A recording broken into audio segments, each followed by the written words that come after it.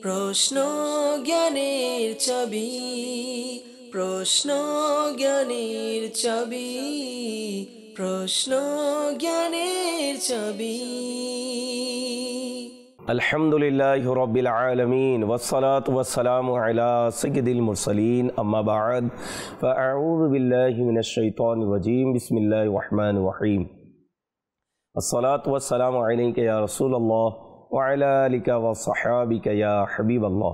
আসসালাতু ওয়াসসালামু আলাইকা ইয়া নবিয়াল্লাহ ওয়া আলা আলিকা ওয়া সাহবিকা ইয়া নূরাল্লাহ। প্রিয় ইসলামী ভাইরা, মাদানী চ্যানেলের দর্শকবৃন্দ, মাহে রমজানের বিশেষ ট্রান্সমিশনের বিশেষ একটি অনুষ্ঠান প্রশ্ন জ্ঞানের চাবি। আলহামদুলিল্লাহ, গত বছরের ন্যায় এই বছরেও আলহামদুলিল্লাহ প্রশ্ন জ্ঞানের চাবি অনুষ্ঠান আমরা নিয়ে এসেছি।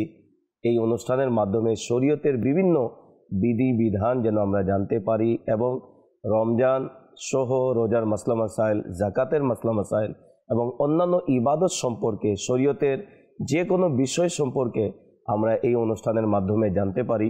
তো যারাই এই অনুষ্ঠান দেখছেন সবাইকে জানাই মাহে রমজানের শুভেচ্ছা এবং মাহে রমজানের কে উপলক্ষ করে এই যে অনুষ্ঠানের আয়োজন, অনুরোধ করব গোটা মাস যদি আমরা কলম ডায়েরি নিয়ে বসি এবং শরীয়তের বিভিন্ন বিধিবিধান লেখার জন্য যদি চেষ্টা করি, আশা রাখি গোটা মাস আমরা অসংখ্য শরীয়তের বিধিবিধান আমরা জানতে পারবো।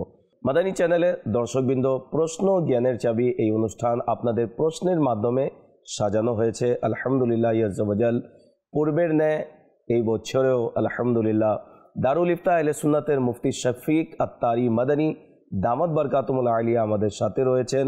তিনি বিভিন্ন প্রশ্নের উত্তর প্রদান করবেন। যারা অনুষ্ঠান দেখছেন টিভি স্ক্রিনে নাম্বার দেখানো হচ্ছে, অবশ্যই আপনারা আমাদেরকে প্রশ্ন করুন এবং নিজের প্রশ্ন রেকর্ড করিয়ে দিন। ইসলামী বোনেরা আমাদেরকে কল করবেন না, তবে SMS এর মাধ্যমে শরীয়তের যে কোনো বিধান জানার জন্য আমাদেরকে মেসেজ করতে পারেন। ফেসবুক এবং ইউটিউবের মাধ্যমে যারা দেখছেন তাদেরকে বলবো আপনারা কমেন্টসের মাধ্যমে যে কোনো বিধান জানার জন্য আমাদেরকে প্রশ্ন করতে পারবেন। ইনশা আল্লাহুল করিম মাহে রমজানের বিভিন্ন পর্বে আপনাদের আসা বিভিন্ন প্রশ্ন আমরা অনুষ্ঠানে সম্পৃক্ত করব। মাহে রমজানের পবিত্র দিন অতিবাহিত হচ্ছে, যাব কোথায় থেকে কোন ইসলামী ভাই শরীয়তের কোন বিধান জানার জন্য মুফতি সাহেবকে প্রশ্ন করেছেন, আমরা প্রশ্ন শুনব এবং মুফতি সাহেব থেকে উত্তর নেব। জি, প্রশ্ন চালিয়ে দিন। আসসালামু আলাইকুম ওয়া রাহমাতুল্লাহ। ওয়ালাইকুম আসসালাম ওয়া রাহমাতুল্লাহি ওয়া বারাকাতুহু। আমার নাম মোহাম্মদ সাইম। হুজুরের কাছে আমার একটি প্রশ্ন হলো, রোজা রাখার ক্ষেত্রে সাওয়াবের নিয়তের পাশাপাশি স্বাস্থ্য রক্ষার নিয়ত থাকলে কি রোজা বাতিল হয়ে যাবে, নাকি এতে সাওয়াব কমে যাবে, নাকি রোজার কোনো ক্ষতি হবে না?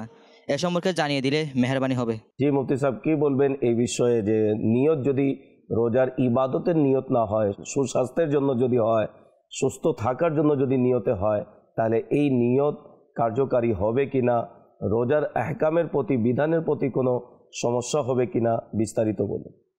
রোজার মধ্যে যে কোনো ইবাদত হোক, তার মধ্যে প্রধান উদ্দেশ্য থাকতে হবে লিওয়াজিহিল্লাহ, আল্লাহর সন্তুষ্টির জন্য, শুধুমাত্র আল্লাহর সন্তুষ্টির জন্য।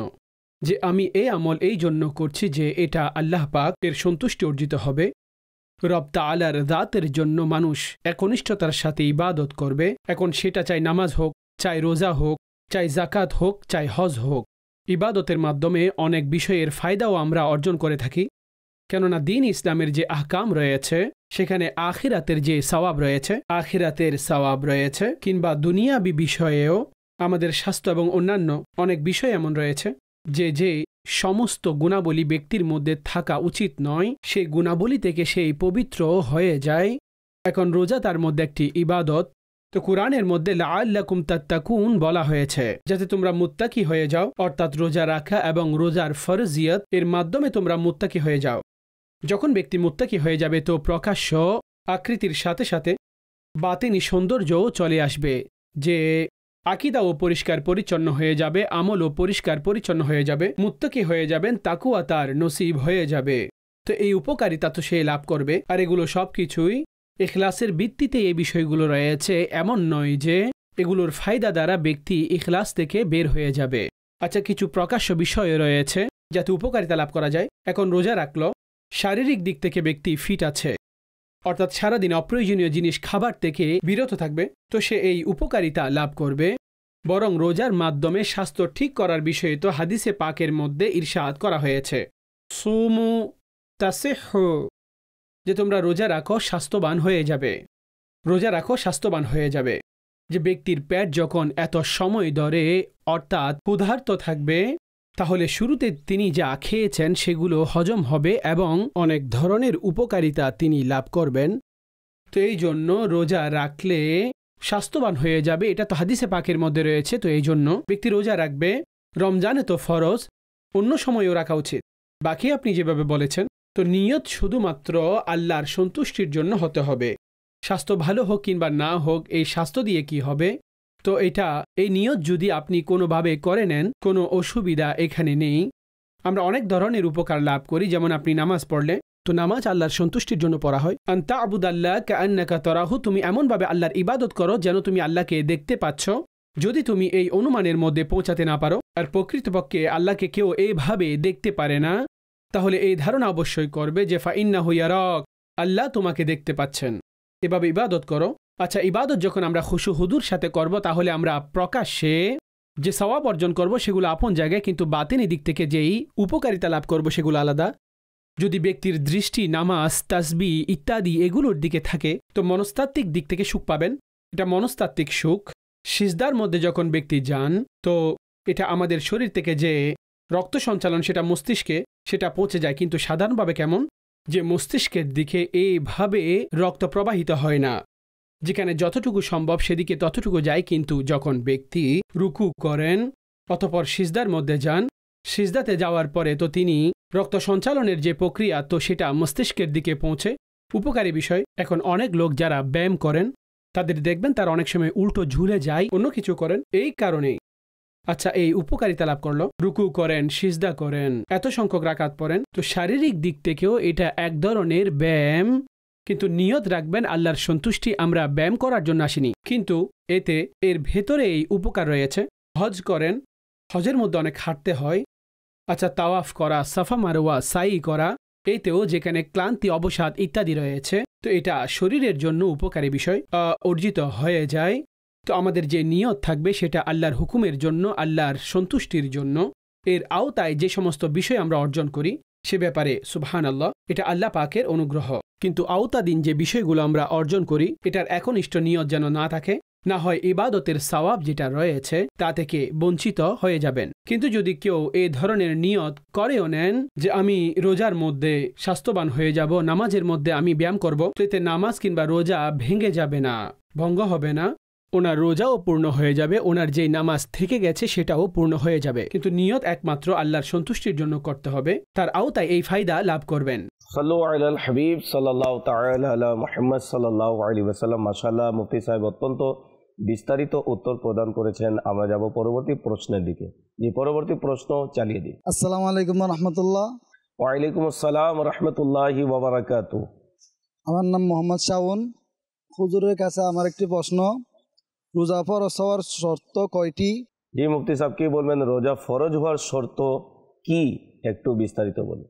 রোজা ফরজ হওয়ার জন্য যে শর্ত রয়েছে তার মধ্যে রয়েছে যে প্রত্যেক আকিল বালিগ ব্যক্তি, মুসলমান নারী পুরুষের মধ্যে যারা মুকিম হবেন, মুসাফির শারঈ হলে তিনি মুসাফির সফরের মধ্যে রয়েছেন, মুকিম নন, তো তার উপর রমজানের রোজা ফরজ নয়। উদ্দেশ্য হচ্ছে যে তার উপর রাখাটা ফরজ নয়, সে যখন সফরে থাকবে আর পুনরায় যখন সফর থেকে চলে আসবেন অথবা মুকিম অবস্থায় তিনি হয়ে যাবেন, তখন রোজার কাজা করাটা তার জন্য আবশ্যিক হয়ে যায়। কিন্তু তিনি রাখলে এটা তার জন্য আরও ভালো আমল হয়ে যায়, কেননা আজকালকার সফর এগুলো সহজতার সফর, তাই যদি রেখে দেন আর রমজানের দিনেই আপন রোজাসমূহ তিনি পূর্ণ করে নেন। প্রত্যেক বিবেকবান বালিক মুসলমান নারী পুরুষের জন্য এই রোজা রয়েছে। তো বালিকদের উপর তো ফরজ। আচ্ছা, যারা নাবালিক বাচ্চা রয়েছেন, যদি নাবালিক বাচ্চা, যারা বুঝদার, যারা 7 বছরের বাচ্চা, 8 বছরের বাচ্চা, তো এই বয়সের যারা, তাদেরকে বলা হবে যে তোমরা রোজা রাখো। তাদেরকে কি বলবেন? যে তোমরা রোজা রাখো। যদি রোজা রাখার সামর্থ্য থাকে তো তাতে আমাদের উচিত তাদেরকে রোজা রাখানো। আর যদি তারা 10 বছর বয়সী হয়ে যায়, তো রোজা রাখার শক্তি থাকলে তাহলে অবশ্যই রাখাবেন, তাকে অবশ্যই রাখাবেন, যাতে বালিক হয়ে গেলে সেটার উপর পরিপক্ক হয়ে যাবে যে আমি আমার রমজানের রোজা আর ছাড়ব না। তো এই জন্য আমাদের শুরুতেও এটা বলা হয়েছে যে 7 বছর 8 বছর তাদেরকে রোজা রাখান যদি শক্তি থাকে, 10 বছর হলে কঠোরতার সাথে রোজা রাখান যদি তাদের মধ্যে শক্তি থাকে, রোজা রাখার সক্ষমতা থাকে। কিন্তু যদি কোনো বাচ্চা ছেড়ে দেয় 7 বছর কিংবা 8 বছর বয়সের, তো তাদের উপর কাজা নেই, কেননা রোজার যে ফরজিয়ত রয়েছে সেটা বালিগ ব্যক্তিদের উপরে, সেটা বালিগ মুসলমানদের জন্য। কিন্তু যদি 10 বছরের হয়ে যায় বাচ্চা কিংবা তার থেকেও বয়স বেশি হয়ে যায় কিন্তু বালেক হননি, কিন্তু রোজা রাখার তার যদি রোজা ছুটে যায় কারণ ছাড়া সে ছেড়ে দেয়, রাখার মতো শক্তি সামর্থ্য তার আছে, তখন সে গুনাহগার হবে। যদি ওয়ালি অর্থাৎ ঘরের প্রধান যিনি রয়েছেন তিনি যদি সুযোগ দেন তাহলে তিনিও গুনাহগার হবেন। নাবালিক হলে তো প্রকাশ থাকে যে নাবালিকের গুনাহ হয় না, কিন্তু এই বিষয়ে সুযোগ দেওয়া এটা যেন তাদের প্রতি করা না হয়। একেবারে বেসিক বিষয়সমূহ আমি আরজ করেছি। ওই সকল লোকেরা যারা রোজা রাখে না, আপনি জ্ঞানী এবং প্রাপ্তবয়স্ক হয়ে গিয়েছেন এরপরেও আপনি রোজা রাখেন না। আল্লাহ তাআলা যারা আকেল বালেগ প্রাপ্তবয়স্ক নর নারী উপর রোজা ফরজ করেছেন, আর আল্লাহ তাবারক ওয়া তাআলা রোজা ফরজ করে আমাদের উপর দয়া করেছেন, কিন্তু দুঃখের বিষয়ে অনেকে ভালো সুস্থবান থাকার পরেও তারা রোজা রাখে না। আল্লাহ তাবারক ওয়া তাআলা আমাদেরকে মাহে রমজানের প্রতিদিনের রোজা রাখার তৌফিক দান করুক। যে পরবর্তী প্রশ্ন চালিয়ে দিন। আসসালামু আলাইকুম ওয়া রাহমাতুল্লাহি ওয়া বারাকাতুহু। ওয়া আলাইকুম আসসালাম ওয়া রাহমাতুল্লাহি ওয়া বারাকাতুহু। আমার নাম মোহাম্মদ মামুন। হুজুরের কাছে আমার একটা প্রশ্ন ছিল, অপ্রাপ্ত বয়স্ক বালক কি তারাবির নামাজের ইমামতি করতে পারবে? জানিয়ে দিলে মেহেরবানি হবে।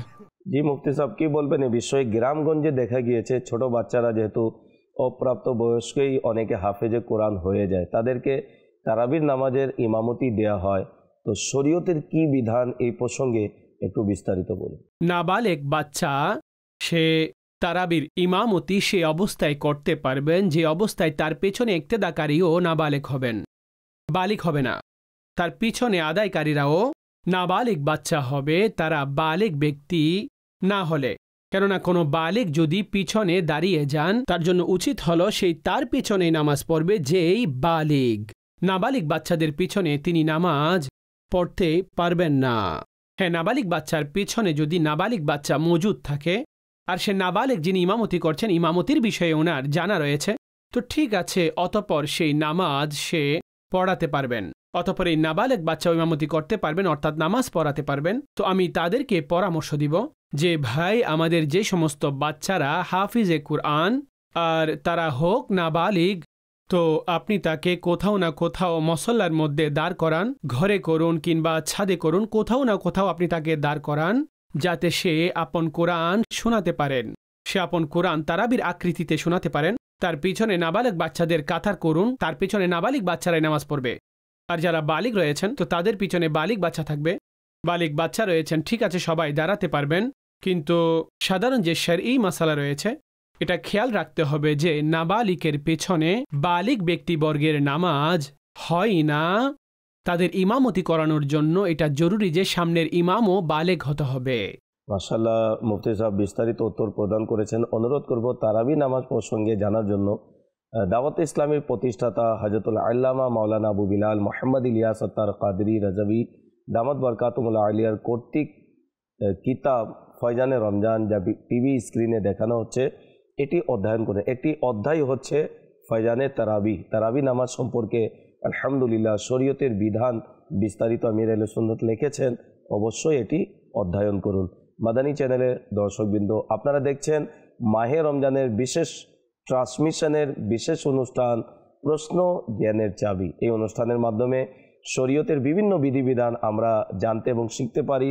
অনুরোধ করব এই পর্যন্ত যারা আমাদেরকে এখনও কল করেননি, কল সেন্টারের নাম্বার দেখানো হচ্ছে টিভি স্ক্রিনে, অবশ্যই আপনারা আপনাদের শরীয়তের যে কোনো বিধান জানার জন্য কল রেকর্ড করিয়ে দিন। ইনশা আল্লাহুল করিম সময়ে সময়ে আমরা বিভিন্ন পর্বে আপনাদের আসা কলকে সম্পৃক্ত করব। ইসলামী বোনেরা আমাদেরকে কল করবেন না, তবে SMS এর মাধ্যমে আপনারা যে কোনো বিধান জানার জন্য আমাদেরকে SMS করতে পারেন। জি, পরবর্তী প্রশ্ন চালিয়ে দিন। আসসালামু আলাইকুম। ওয়ালাইকুম আসসালাম রাহমাতুল্লাহি ওয়া বারাকাতুহু। আমার নাম আব্দুল্লাহ। হুজুরের কাছে আমার একটা প্রশ্ন, রোজার সময় কি পানির বাষ্প গ্রহণ করা যাবে জানিয়ে দিলে মেহেরবানি হতো। জি মুফতি সাহেব কি বলবেন এ বিষয়ে একটু বিস্তারিত বলুন। রোজার মধ্যে স্টিম নেওয়া কিংবা ভাব নেওয়া এটা কেননা ইচ্ছাকৃতভাবে ধোঁয়া টানা হচ্ছে, তো এটা রোজা ভেঙে দিবে। এখন রোজা স্মরণে ছিল আর এই আমল করেছে, তো এটা রোজা ভেঙে দিবে। ভাব চাই আপনি তাতে কোনো ঔষধ, কোনো লিকুইড কিংবা কোনো ক্রিম আপনি ঢালুন কিংবা না ঢালুন, সাদা পানিরও আপনি যদি ভাব নেন তো সেটাও রোজা ভেঙে দিবে। এটা মনে রাখবেন, অনেক সময় ধোঁয়া বাহিরে আমরা রোডে বের হই, গাড়িরও ধোঁয়া রয়েছে। আচ্ছা, ঘরে মহিলা রান্না করছেন, খাবার ইত্যাদি বানাচ্ছেন, সেখানেও তো ধোঁয়া রয়েছে। এই যে ধোঁয়া রয়েছে এগুলো মাফ রয়েছে, কারণ এগুলো এমন নয় যে কেউ টানার জন্য এখানে ধোঁয়া টানা হচ্ছে, কিংবা এগুলো তো একেবারে সাধারণভাবে আমরা চলাফেরা করছি আর এগুলো চলন্ত, তো এগুলো নর্মাল।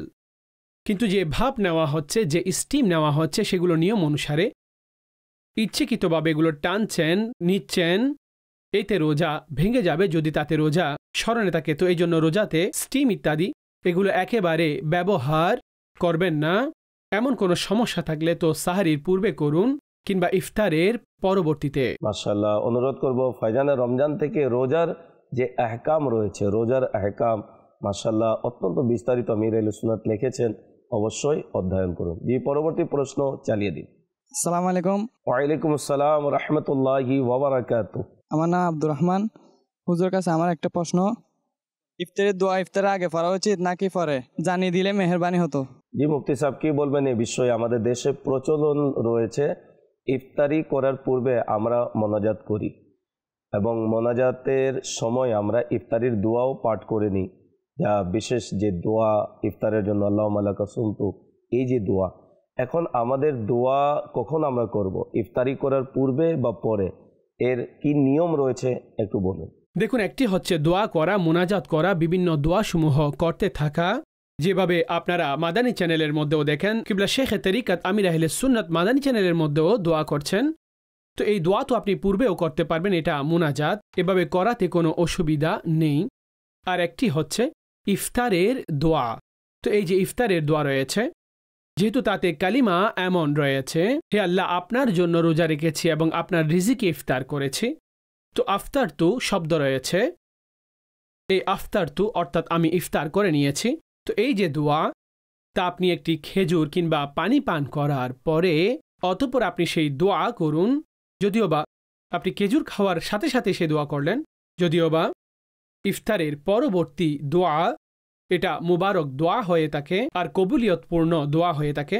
যদি এই সময় কোনো ব্যক্তি দোয়া করেন তো এটা তার জন্য অনেক সওয়াবের কাজ হয়ে যায়। মাশাআল্লাহ, অত্যন্ত সুন্দরভাবে মুফতি সাহেব উত্তর প্রদান করেছেন। মুফতি সাহেবকেও শুকরিয়া জানাই। অনুরোধ করব দারুল ইফতা আহলে সুন্নাতে মুফতি শফিক আত-তারি মাদানী দামাত বরকাতুহুল আলিয়া গোটা মাস আমাদের সাথে থাকবেন, বিভিন্ন প্রশ্নের উত্তর প্রদান করবেন। এই পর্যন্ত যারা আমাদেরকে প্রশ্ন করেছে তাদেরকে জানাই আন্তরিক শুভেচ্ছা, মোবারকবাদ। আল্লাহ তাআলা মাহে রমজানের অফুরন্ত বরকত আমাদেরকে দান করুক। মাহে রমজান অতিবাহিত করুন মাদানী চ্যানেলের সাথে। আলহামদুলিল্লাহ, বিশেষ ট্রান্সমিশনের বিশেষ অনুষ্ঠান মাদানী চ্যানেল বিভিন্ন সময় নিয়ে এসেছে। অনুরোধ করব কোনো গুনাহে পূর্ণ চ্যানেল যেন আমরা না দেখি, শুধুমাত্র দেখি তো মাদানী চ্যানেল দেখি। আল্লাহ তাআলা আমাদের সবাইকে মাহে রমজানের বরকত দ্বারা আল্লাহ ধন্য করুক। আমিন। বিজাহি খাতিমিন নবিয়্যিন সাল্লাল্লাহু আলাইহি ওয়াসাল্লাম। সাল্লু আলাল হাবিব সাল্লাল্লাহু তাআলা আলা মুহাম্মদ সাল্লাল্লাহু আলাইহি ওয়াসাল্লাম। প্রশ্ন জ্ঞানের চাবি, প্রশ্ন জ্ঞানের চাবি, প্রশ্ন জ্ঞানের চাবি।